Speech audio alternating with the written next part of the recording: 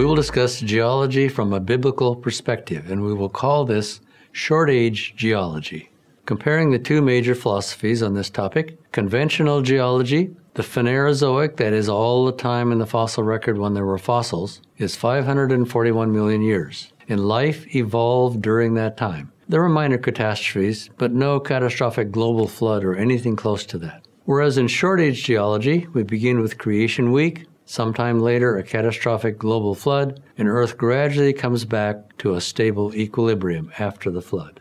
There's lots of action during the flood. Volcanoes, meteorite impacts, continents moving, mountains rising. This was not a time when the water quietly rose and then went away. Earth's water system has changed completely by the flood. Now, rain falls randomly. It runs to oceans and lakes. It evaporates and produces more rain.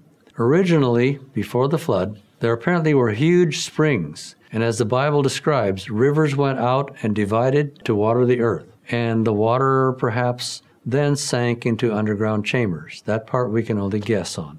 Now we'll talk about what happened during the flood. We will use this diagram, which represents what it would look like if we cut the earth in half, so you could see the red, which represents the mantle, and the white edge around it, which represents the earth's crust. In the pre-flood world, the black represents the continental material. The blue within the black crust represents probable water channels in the earth. Before the flood, the continents were, of course, above the water, and then during the flood, something happens. There is rain, the continents sink, probably the water channels in the earth are destroyed, the fountains of the deep bring more water to the surface, and so the result is that water covers the continents. During this process, the continents drift across the earth, and this is an important part of what's happening during the flood. At that time they moved rapidly, now they move slowly.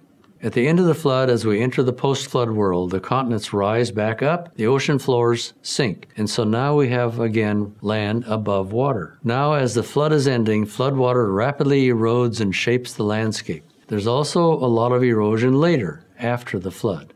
During the flood and after the flood, the processes that are occurring deposit the geologic column. In this diagram, the lower part is, we believe, during the flood. The upper part, the Cenozoic, is very likely being deposited after the flood as the geologic processes slow down. Let's think about one little interesting issue. In a flood catastrophe, the land is covered by water. Where would you think the fossils would be? Wouldn't you expect them to be washed off into the ocean? Well, that's not where they are.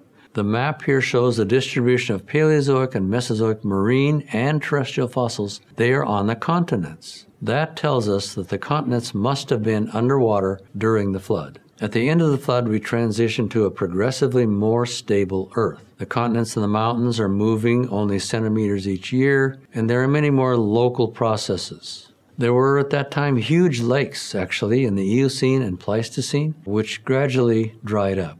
Then came glaciation. Glaciation, or the Ice Age, is real, but it does not take millions of years. As the Earth is returning to a more normal situation, we have post-flood microevolution and speciation. All these chipmunk species and many other types of creatures are developing as they adapt to the new Earth. So let's put this in perspective. God was there through it all. He knows vastly more about geology than we do.